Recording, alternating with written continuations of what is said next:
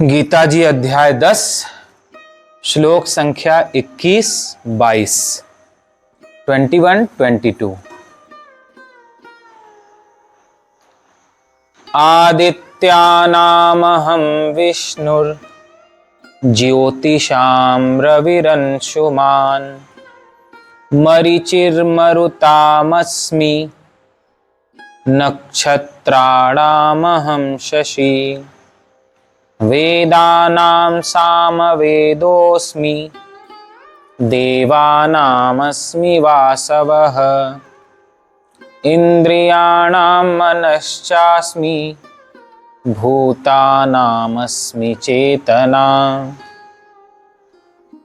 मैं आदित्य के 12 पुत्रों में विष्णु और ज्योतियों में किरणों वाला सूर्य हूं तथा मैं 49 वायु देवताओं का तेज और नक्षत्रों का अधिपति चंद्रमा हूं।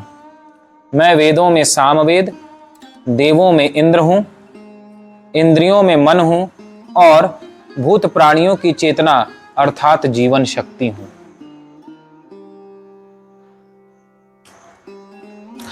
अदिति देवताओं की माता है और दिति दैत्यों की माता है। कश्यप ऋषि की 2 पत्नियां हैं, दिति और अदिति। कश्यप ऋषि और अदिति से देवताओं का जन्म हुआ तथा कश्यप ऋषि और दिति से दैत्यों का जन्म हुआ। तो अदिति माता के 12 पुत्र हुए जिन्हें आदित्य कहा जाता था। 12 आदित्यों की गणना आती है। देवताओं के भी कई प्रकार होते हैं तो उनमें आदित्य भी हैं। वे 12 भाई हैं। तो उन आदित्यों में तो कहते हैं अदिति के 12 पुत्रों में मुख्य विष्णु हैं। भगवान विष्णु अदिति के पुत्र। तो अदिति के 12 पुत्रों में यानी आदित्यों में जो मुख्य विष्णु हैं, भगवान श्री कृष्ण ने कहा कि वो मेरी विभूति हैं, वो मैं ही हूं। आध्यात्मिक अर्थों में आदित्य 12 महीनों को भी कहा गया है। 12 महीने ही 12 आदित्य हैं। ये आध्यात्मिक संकेत है। चैत्र, वैशाख, श्रावण, भादो इत्यादि जो हिंदी के 12 महीने कहे जाते हैं वे ही 12 आदित्य हैं। और उन 12 आदित्यों में कहते हैं कि मैं विष्णु हूं। उनमें माघ का महीना ही मानो विष्णु है 12 महीनों में। कुछ लोग इसे कार्तिक का महीना भी कहते हैं कि कार्तिक का महीना विष्णु है, क्योंकि कार्तिक महीने में भगवान विष्णु की विशेष पूजा आराधना होती है। तो समझने जैसी बात है, इसे फिर से समझिएगा।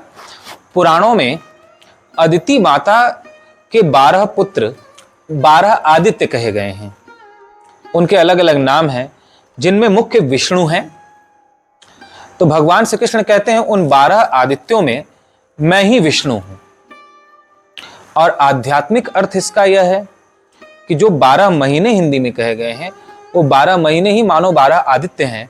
और उनमें कार्तिक का महीना, कोई माघ का महीना कहते हैं, कोई कार्तिक का, तो कार्तिक का महीना ही मानो विष्णु है, क्योंकि कार्तिक महीने में भगवान नारायण की पूजा आराधना विशेष रूप से की जाती है।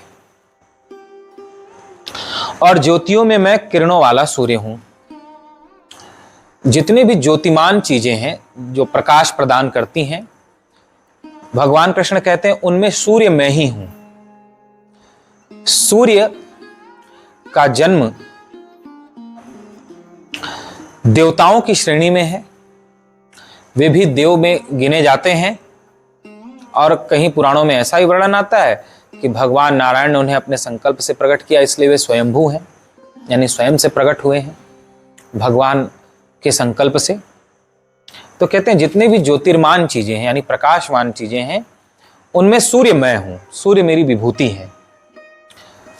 सूर्य के प्रकाश से ही सारा जगत प्रकाशित हो रहा है। जब सूर्य उदित होता है तो सारे प्राणी अपने अपने कार्य में संलग्न हो जाते हैं। सूर्य का ही प्रकाश हमारी आंखों में है, ऐसा उपनिषदों में आता है कि सूर्य जो आकाश में हैं वो हमारी आंखों में भी रहते हैं। यदि सृष्टि में सूर्य न हो तो आंखों का प्रकाश भी नहीं रहेगा। यह एक गहरा रहस्य है। यदि सृष्टि में सूर्य न हो तो आंखों की ज्योति भी सबकी चली जाएगी। सूर्य का संबंध हमारी आंखों की ज्योति से है। चक्षु सूर्यो, इसीलिए वेदों में कहा सूर्य चक्षु हैं। तो हमारी आंखों में भी सूर्य का वास होता है। सूर्य सभी का जीवन आधार है। सूर्य के ही चारों तरफ नवग्रह तथा पृथ्वी परिक्रमा लगाती है। सूर्य के ही कारण अनेक तरह की ऋतुएं आती हैं। सूर्य के ही कारण फसल होती है, वृक्ष हैं। सूर्य के प्रकाश से अनेक हानिकारक जीवाणु विषाणु मर जाते हैं। यानी सूर्य नहीं तो जीवन नहीं। सूर्य से ही सबका जीवन संभव है। आज से लगभग 1500 वर्ष पूर्व एक घटना घटी थी जिसमें कई वर्ष तक सूर्य ही नहीं दिखाई पड़ा था। एक ज्वालामुखी विस्फोट हुआ और उसका धुआं ऐसा गहरा हो गया था कि सूर्य का प्रकाश ही पृथ्वी पर नहीं पड़ता था। तो उससे पृथ्वी पर महामारी फैलने लगी। भयंकर ऐसी महामारियां फैली कि बहुत सारी आबादी नष्ट हो गई। तो सूर्य हमारे जीवन को धारण करते हैं। सूर्य के प्रकाश का बड़ा महत्व है। भोजन सूर्य के प्रकाश में पकाया जाना चाहिए। इसीलिए पहले हमारे घरों में आंगन में भोजन पकाया जाता था। चूल्हा रहता था, सबके घर में आंगन होता था। तो आंगन ही खत्म हो जा रहा है सबके घरों में। आंगन में क्यों भोजन पकाया जाता था? ताकि सूर्य का प्रकाश भोजन में पड़ता रहे। कुकर में भोजन नहीं बनाना चाहिए क्योंकि उससे हवा और सूर्य का प्रकाश, ये दो चीजें प्राप्त नहीं होती। किसी भी भोजन को औषधीय गुणों से संपन्न करने के लिए, उसकी गुणवत्ता बनाए रखने के लिए सूर्य का प्रकाश और वायु, इन दो का होना बहुत आवश्यक होता है। कुकर में भोजन पकता नहीं है, फटता है। दाने फट जाते हैं, पकते नहीं हैं,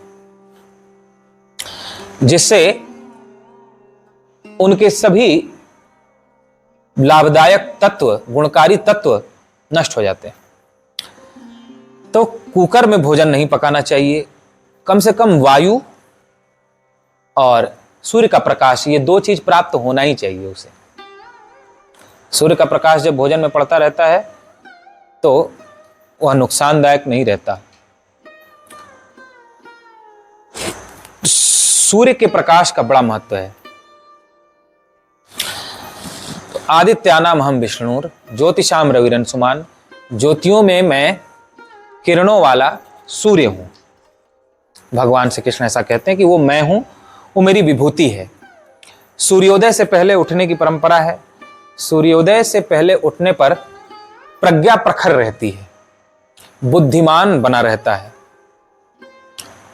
इसीलिए हमारे यहाँ कहा जाता रहा है बच्चों को भोर में पढ़ाना चाहिए, बच्चों को भोर में पढ़ाना चाहिए। क्यों? क्योंकि जो भोर में उठते हैं उसकी स्मरण शक्ति, प्रज्ञा प्रखर रहती है, तीव्र होती है, शरीर निरोग बना रहता है। सूर्योदय से पहले उठने वालों का यदि आप जीवन देखेंगे तो आप उनमें एक अलग ही ऊर्जा देखेंगे, उनमें एक अलग ही चेतना, उनमें एक अलग ही प्रभाव रहेगा जो निरंतर सूर्योदय से पहले उठते हैं। तो सूर्य का संबंध हमारी बुद्धि से है, सूर्य का संबंध हमारी निरोगता से भी है। शरीर को निरोग बनाए रहता है। इसलिए भगवान कहते हैं ज्योतियों में मैं किरणों वाला सूर्य हूं। भारत में सूर्य की उपासना सदा से होती रही है। हनुमान जी सूर्य के ही उपासक थे। सूर्य देवता उनके सदगुरु रहे हैं। हनुमान जी के गुरु सूर्य हैं। सूर्य देवता ने ही उन्हें ब्रह्म ज्ञान दिया था हनुमान जी को। तो सूर्य की उपासना, आराधना बड़ी श्रद्धा से भारतवर्ष में होती रही है और आज भी होती आई है। भगवान कहते हैं ज्योतियों में किरणों वाला सूर्य मैं हूं, सूर्य मेरी विभूति है। मैं 49 वायु देवताओं का तेज और नक्षत्रों का अधिपति चंद्रमा हूं। 49 वायु देवताओं में तेज मैं हूं और नक्षत्रों का अधिपति चंद्रमा मैं हूं। 49 तरह की वायु होती है, अनेक तरह के वायु का वर्णन है। जैसे हमारे शरीर में डकार आती है, वो अलग तरह की वायु है। अपान वायु अलग तरह की वायु है। प्राण वायु अलग तरह की वायु है। समान वायु अलग तरह की वायु है जो शरीर के तापमान को बनाए रखती है।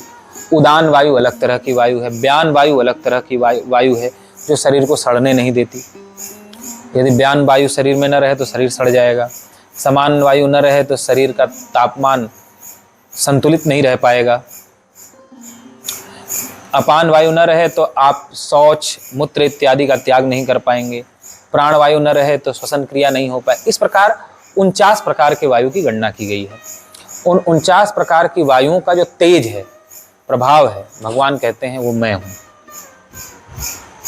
नक्षत्रों का अधिपति चंद्रमा भी मैं हूं। जितने प्रकार के नक्षत्र, 27 प्रकार के जो नक्षत्र बताए गए हैं, उन सभी नक्षत्रों का जो स्वामी है चंद्रमा, जिनसे नक्षत्रों के आधार पर गणना हो पाती है, भगवान कहते हैं वो मैं हूं। चंद्रमा का संबंध हमारे मन से है, सूर्य का संबंध हमारी बुद्धि से है, तो चंद्रमा का संबंध हमारे मन से होता है। चंद्रमा मनसो जात, चंद्रमा को मन कहा गया है। इसलिए चंद्रमा की उपासना आराधना की जाती है ताकि मन हमारा सात्विक रहे, मन शांत रहे। पहले चंद्रमार रोग कहा जाता था, यानी चंद्रमा का मारा हुआ रोग। जैसे किसी को लकवा मार देता है, कुछ में आता है, ऐसे ही चंद्रमार रोग होता है, जिसको विक्षिप्तता, उन्माद, पागलपन भी कह सकते हैं। आप यदि पागल खाने में पता करोगे तो सबसे अधिक पागल पूर्णिमा को भर्ती होते हैं पागल खाने में, और अमावस्या के दिन सबसे अधिक संख्या में पागल ठीक होकर के पागल खाने से बाहर जाते हैं। क्यों? क्योंकि पूर्णिमा के दिन चंद्रमा का प्रभाव विशेष रहता है, अतः मन पर उसका विशेष प्रभाव रहता है, जिससे उन्माद, पागलपन विशेष बढ़ जाता है। और अमावस्या को चंद्रमा का प्रभाव नहीं रहता, इसलिए मन पर उसका विशेष प्रभाव नहीं पड़ता। इसलिए पूर्णिमा का व्रत भी किया जाता है ताकि मन शांत रहे, उसका संबंध सीधा चंद्रमा से होता है। चंद्रमा हमारी औषधियों को भी परिपुष्ट करता है। ऐसा नहीं कि केवल सूर्य का प्रकाश ही वृक्षों को, फसलों को, औषधियों को प्रकाश देकर के उन्हें पुष्ट करता है, बल्कि चंद्रमा का प्रकाश भी उतना ही लाभदायक होता है। बहुत सारी औषधियां हैं जो चंद्रमा के प्रकाश से ही परिपुष्ट होती हैं। यदि चंद्रमा का प्रकाश न हो तो कोई भी फसल पक नहीं पाएगी। फसलों को पकने के लिए सूर्य के प्रकाश के साथ साथ, हवा के साथ साथ, जल के साथ साथ, भूमि के साथ साथ चंद्रमा के प्रकाश की भी उतनी ही आवश्यकता होती है। तब जाके फसल पकती है, अन्न पैदा हो पाता है। इसका संकेत गीता जी के 15वें अध्याय में भगवान श्री कृष्ण ने कहा है, पुष्णामि चौषधि सर्वा सोमो भूत्वा रसात्मकः। सोम रस की वृष्टि करके चंद्रमा के माध्यम से मैं ही समस्त औषधियों को परिपुष्ट करता हूं। यदि किसी को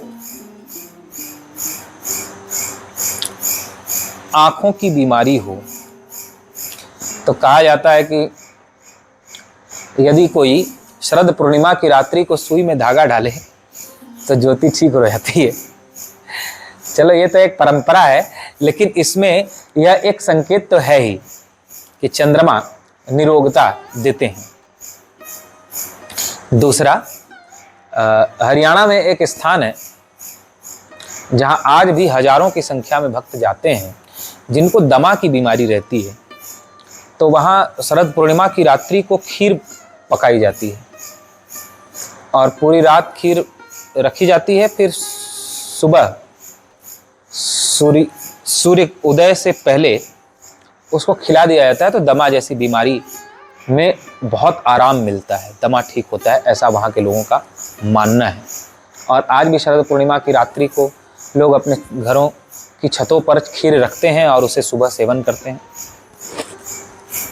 तो ऐसी बहुत सारी औषधियाँ हैं जो चंद्रमा के प्रकाश में परिपुष्ट होती हैं।